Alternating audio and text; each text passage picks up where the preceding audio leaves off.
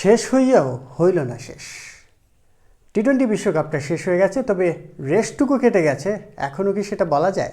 না, হয়তো বলা যায় না। বাংলাদেশের টি-20 টিম নিয়ে এখনও কিন্তু অনেক জল্পনা কল্পনা রয়েছে, আলোচনা সমালোচনা চলছেই।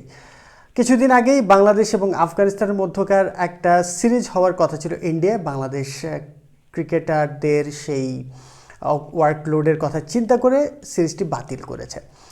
তো এই সময় এটা নিয়েও সমালোচনা হয়েছে, সেই দিকে আমরা আর যাচ্ছি না। আমরা বরঞ্চ কথা বলবো বাংলাদেশ টি-20 স্কোয়াডটা এখন কিভাবে নতুন করে সাজানো হতে পারে। আমরা ইতিমধ্যে দেখেছি বিশ্বকাপ ক্রিকেটে বাংলাদেশ নিদারুণভাবে ব্যর্থতার পরিচয় দিয়েছে। ব্যাটিং অর্ডার সেই ধারাবাহিকতা দেখাতে পারেনি, টপ অর্ডার একদমই পারফর্ম করতে পারেনি। সিনিয়র দুই ক্রিকেটার সাকিব আল হাসান এবং মাহমুদুল্লাহ রিয়াদ প্রত্যাশার ভার মেটাতে পারেননি। তো সব মিলিয়ে বাংলাদেশের টি-20 ক্রিকেট দলটা এখন বেশ সমালোচনার সম্মুখে পড়েছে, এবং এই জায়গা থেকে উত্তরণের পথটা কি সেটি নিয়েই মূলত আজকে কথা বলবো।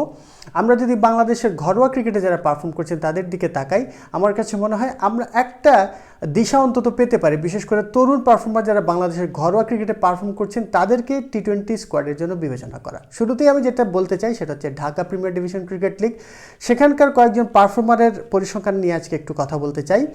মাহিদুল ইসলাম অঙ্কন 647 রান করেছেন, তিনি 27টা ছক্কা হাঁকিয়েছেন। এই ডানহাতি ব্যাটার পারভেজ হোসেন ইমন, তিনিও 623 রান করেছেন, 27টা ছক্কা হাঁকিয়েছেন ইমনও।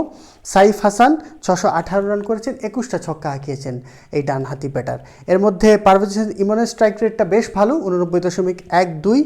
মাহিদুল ইসলাম অঙ্কনের 70 এবং সাইফ হাসান 78 থেকে একটু বেশি রয়েছেন।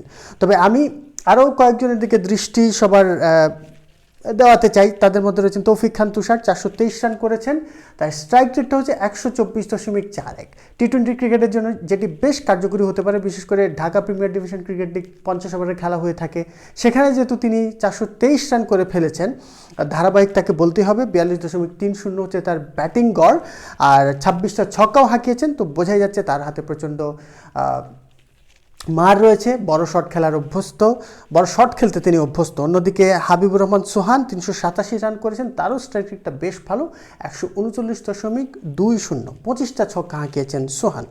জিশান আলম 321 রান করেছেন এবং 133.75 হচ্ছে তার স্ট্রাইক রেট, 24টা ছক্কা হাঁকিয়েছেন জিশানও। তো আমি এই যে প্রিমিয়ার লিগের যারা পারফর্মারের কথা বললাম, অঙ্কন, ইমন, সাইফ হাসান, তুষার, সোহান, জিশান আলম, তাদের কথা অবশ্যই বাংলাদেশ ক্রিকেট বোর্ডে যারা নির্বাচক রয়েছেন বিবেচনা করা উচিত। 50 ওভারের ক্রিকেটে তারা যেহেতু স্বাচ্ছন্দ্যে রান করছেন, এবং তুষার, সোহান, জিশান বেশ মেরে খেলছেন, নিশ্চয়ই আপনি টি-20 ক্রিকেটে মার্কেটে ব্যাটসম্যান চাইবেন, সেই বিবেচনায় আমার কাছে মনে হয় এদেরকে বিবেচনা করে যেতে পারে। এর বাইরে কিন্তু শামীম হোসেন পাটোয়ারি রয়েছেন, 217 রান করেছেন, তারও স্ট্রাইক রেটটা যথেষ্ট ভালো, 113.6। ইতিমধ্যে শামীম কিন্তু বাংলাদেশ ন্যাশনাল টিমের হয়ে টি-20 খেলেছেন, সুতরাং সেখানে তিনি খুব বেশি ভালো করতে পারেননি, তার কারণেই বাদ পড়েছিলেন। আশা করি তিনি আরেকটা সুযোগ পাবেন, যেহেতু যারা এখন দলে আছেন তারাও কিন্তু খুব ভালো একটা পারফর্ম করতে পারছেন না, ব্যাটিংয়ে খুব ভালো কিছু বাংলাদেশকে দিতে পারছেন না। এর বাইরে যাদের কথা বলতে চাই, বিপিএলে তারা ভালো করেছেন। আফিফ হোসেন 278 রান করেছেন, স্ট্রাইক রেট হচ্ছে 120.86। অন্যদিকে নূর হাসান সোহান 251 রান করেছেন, স্ট্রাইক রেট 129.38। আর একজনের কথা যাকে আমরা বোলিং অলরাউন্ডার হিসেবেই আসলে বেশি চিনি বা আন্তর্জাতিক ক্রিকেটে বেশি পরিচিত, বাট আমরা বাংলাদেশিরা জানি তার হাতেও কিন্তু যথেষ্ট মার রয়েছে, ব্যাটিংও তিনি যথেষ্ট ভালো করে থাকেন, আন্তর্জাতিক ক্রিকেটেও তিনি সেটা বেশ কয়েকবার প্রমাণও করেছেন। মেহেদী হাসান মিরাজ 133.33 হচ্ছে তার স্ট্রাইক রেট, 156 রান করেছেন মিরাজ। তো আমার কাছে মনে হয় বাংলাদেশ যদি টি-20 ক্রিকেটে একটু পরিবর্তন আনতে চায়, দলটাকে নতুন করে ঢেলে সাজাতে চায়, এই তরুণদের বিবেচনা করা উচিত। আমরা দেখেছি বিশ্বের বিভিন্ন দল তারুণ্য নির্ভর টি-20 ক্রিকেট টিম গড়ে থাকে, এবং সেখানে মারকুটে ব্যাটিং যারা করে থাকেন তাদেরকে জায়গা করে দেওয়ার দিকে তাদের বেশি গুরুত্ব দিতে দেখা যায়। আমার মনে হয় বাংলাদেশ ক্রিকেট বোর্ড এই সময় এই তরুণদের সুযোগ দেওয়ার ব্যাপারটি বিবেচনা করতে পারে, বিশেষ করে যখন আমাদের বর্তমান স্কোয়াডটি পারফর্ম করতে পারছে না, ব্যাটিং ধারাবাহিক নয়, এবং আমাদের সিনিয়র ক্রিকেটাররাও কিন্তু খুব একটা ভালো পারফরমেন্স করতে পারছেন না। তো সেই বিবেচনায় আমার কাছে মনে হয় এই তরুণদের সুযোগ দেওয়া উচিত।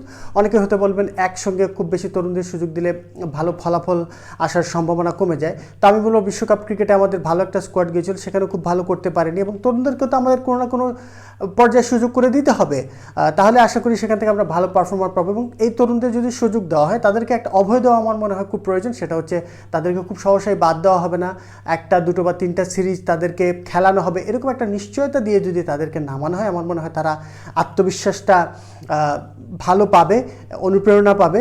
তাদের মাথায় এই চাপটা থাকবে না যে আমি একটা দুটো বা তিনটা ম্যাচ খারাপ করলে আমাকে ছেঁটে ফেলা হবে। তো আমার মনে হয় বাংলাদেশ ক্রিকেট বোর্ডের নির্বাচকদের এই বিষয়টা এখন বিবেচনা করা প্রয়োজন এবং বাংলাদেশের টি-20 স্কোরটা একটু ঢেলে সাজানোর প্রয়োজন। আমি মনে করি এই ক্রিকেটাররা খুব বেশি হতাশ করবে না। এখান থেকে যদি আমরা 2 থেকে 3 জন ভালো পারফর্মার পেয়ে যাই, সেটা আমাদের জন্য খুবই ভালো হবে। আন্তর্জাতিক ক্রিকেটে টি-20 ফরম্যাটে আমরা আরও প্রতিদ্বন্দ্বিতা করতে পারবো সেই প্রত্যাশা করি। বাংলাদেশ ক্রিকেটের জন্য শুভকামনা রইল। অবশ্যই চাইবো বাংলাদেশের ক্রিকেট দল আন্তর্জাতিক পরিমণ্ডলে যেন আরও ভালো করে, সেই প্রত্যাশা সবসময় থাকে, এখনও আছে। সবার জন্য শুভকামনা রইল। যারা ভিডিওটি দেখেছেন ধন্যবাদ জানাচ্ছি। এখনও যারা সাবস্ক্রাইব করেননি অবশ্যই আমাদের আরবিএস রেডিওর ইউটিউব চ্যানেলটি সাবস্ক্রাইব করুন, আরবিএস রেডিওর সঙ্গেই থাকুন। সবাইকে ধন্যবাদ। RBS radio, be good, keep it better.